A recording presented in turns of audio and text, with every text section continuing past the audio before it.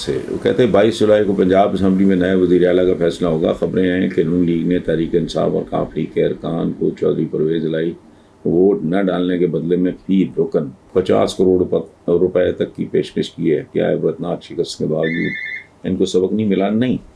वो कहते हैं कि आदतें सरों के साथ ही जाती हैं, बड़ा मशहूर मुहावरा है।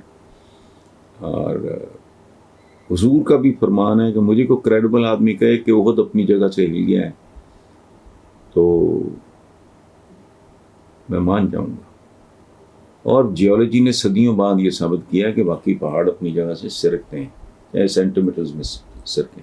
लेकिन साथ ही उन्होंने फरमाया कि अगर कोई मुझे ये कहे फलान अपनी आदत में नहीं, इनके डीएनए में, इनकी शरियानों, रेशों, बापतों में ये सारा कुछ शामिल है।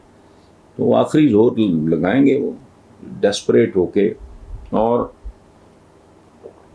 ये सब कुछ इनको इनके मंतकी अंजाम की तरफ ले जाने के प्रोसेस को तेज तर करेगा।